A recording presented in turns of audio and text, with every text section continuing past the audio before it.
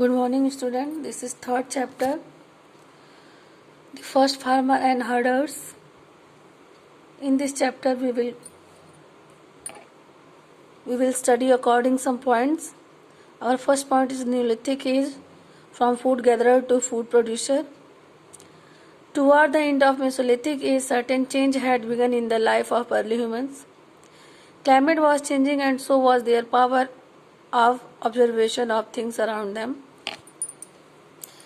Mesolithic as के अंत तक जो अर्ली ह्यूमंस थे उनके जीवन में कुछ चेंजिंग आनी शुरू हो गए थे। जैसे जैसे जलवायु बदल रही थी, इट मीन्स जैसे जैसे एटमॉस्फेयर चेंज हो रहा था, वैसे वैसे उनके आसपास की जो वस्तुओं के अवलोकन की जो शक्ति थी उनकी, वो भी चेंज हो रही थी।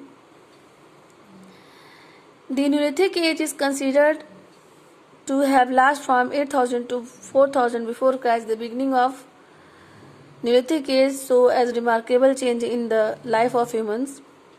In this age, the most important development was when they learned to cultivate their own food. We have no evidence how people learned about food cultivation.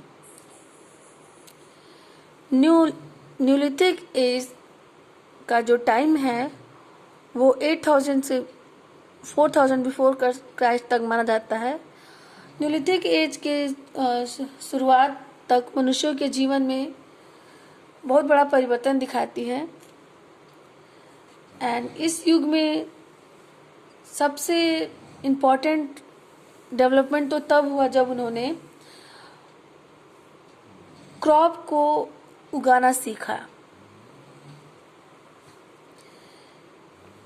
हमारे पास ये लोग कैसे सीखें इसका कोई एविडेंस नहीं है। They must have noticed that when seed fall on the ground, then new plants start grow on the some spots. This must have given them to idea of growing crops. It may be हो सकता है कि जो early humans थे, it means जो Neolithic humans थे, उन्होंने ध्यान दिया होगा कि जमीन पर बीज गिरी होगी और कुछ दिनों बाद से वहाँ एक पौधा उगना शुरू हो गया होगा। तो उन्होंने इस बात को ध्यान में रखकर विचार किया होगा कि हो सकता है कि ऐसा करने से ऐसा हो। इट मीन्स हम भी जमीन में कुछ बीजों को डालें और कुछ दिनों बाद देखेंगे कि जो उन बीजों से अनाज जो है निकल रहे हैं। This change was not a sudden radical change but the gradual one. It took over 100 of cultivation their food and grow crop and to become food producer. They also learned to the plow, to prepare the land for sowing the seeds. They began by cultivate wheat, barley and rice at a number of places. Evidence of this has been found at Mehergarh in present day Pakistan. ये जो परिवर्तन हुआ था वो अचानक नहीं हुआ था और ये जो परिवर्तन था वो कोई आम परिवर्तन भी नहीं था बल्कि एक क्रमिक परिवर्तन था।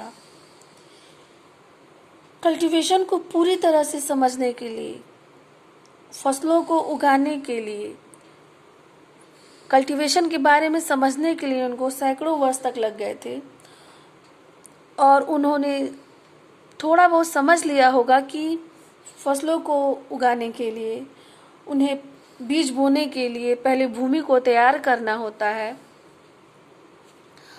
उसके बाद से उसमें उसको हल मतलब जोतना पड़ता है और जोतने के बाद यानी कि उसको हल करने के बाद उसमें फिर बीज डालने होते हैं। तो उन्होंने इस तरह से खेती को उन्होंने यानी कल्टीवेशन की इस तरह से उन्होंने समझा और सबसे पहले उन्होंने गेहूं, जौ और धान इट मीन्स चावल की खेती करना प्रारंभ किया। इसका जो एविडेंस ऑफ दिस, इसका जो प्रमाण है वो मेहरगढ़ जो कि अब पाकिस्तान में है वहाँ से मिलता है।